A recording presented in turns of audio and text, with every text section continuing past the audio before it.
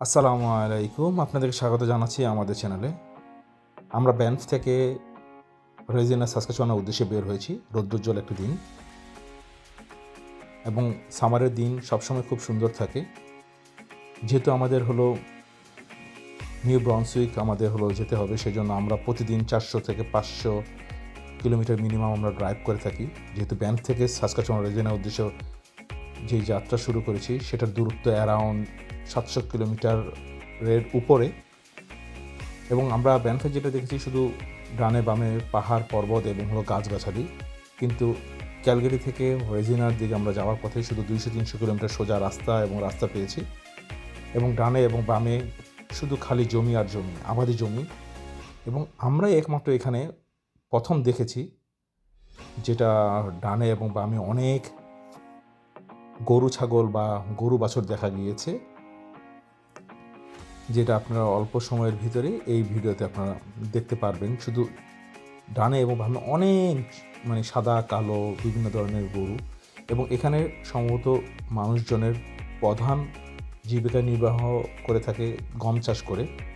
ডানে বামে যত সাদা জমি, খালি জমি দেখা যায়, শুধু গমের জমি দেখা যাচ্ছে, ভুট্টার জমি দেখা যাচ্ছে। এবং তারা এখানে আরেকটা বিজনেস এখানে খুব পপুলার, মূলত এই বড় বড় জমিগুলোতে তারা ঘাস এগ্রিকালচারের কাজ করে থাকে। এখানে ঘাস বড় বড় করে কেটে তারা এখানে রোল করে সেটা অন্যান্য প্রভিন্সগুলোতে বা অন্যান্য খামারগুলোতে পাঠায়, যেটা সামারের বাইরে যখন উইন্টারে যত প্রকার গরু ছাগল গৃহবন্দী থাকে বা খামারে থাকে সেই সময় তাদেরকে এই ঘাসগুলো খাওয়ায়। সেজন্য অনেক বড় বড় টেইলর আছে এবং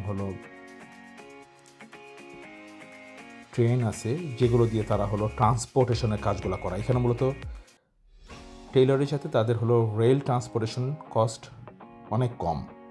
এখানে শুধু যতদূর চোখ যায় সোজা শুধু রোড আর রোড। এই রোড আসলে বলা যায় যে 300-400 কিলোমিটার দূরের রাস্তা।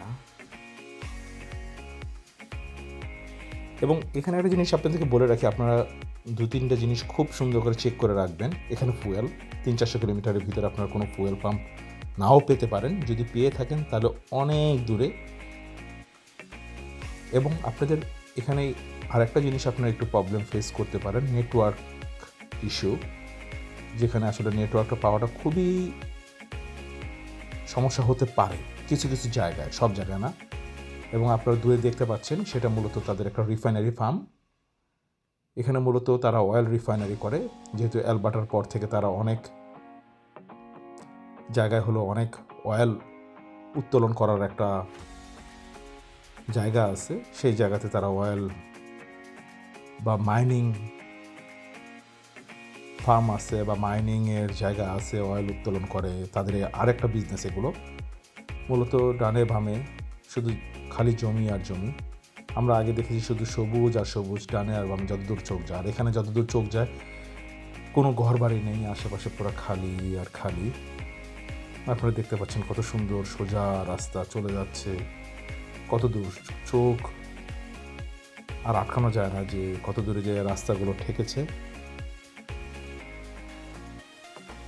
ডানে আর বামে শুধু খালি জমি আর জমি।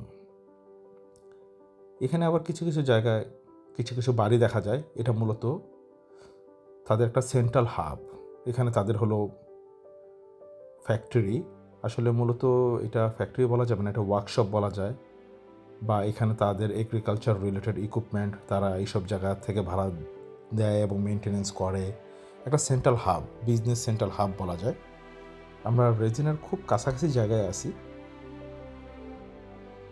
এবং এই জায়গাগুলো খুব সুন্দর অর্গানাইজ করা। বড় বড় হোন্ডার গাড়ির শোরুম আছে।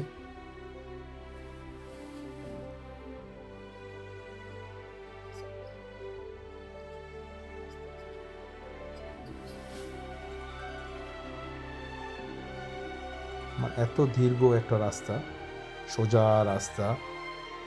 আসলে অনেক সময় যখন আমি ড্রাইভিং করছিলাম তখন স্টিয়ারিং ধরে রাখতে এত বড় রাস্তার সৌন্দর্য দেখতে দেখতে মাঝে মাঝে কনসেন্ট্রেশন ব্রেকও হয়ে যায় এবং মাঝে মাঝে ঝিমানো আসে, যেটা হাইওয়ে রোডের মধ্যে কমন একটা প্রবলেম থাকে।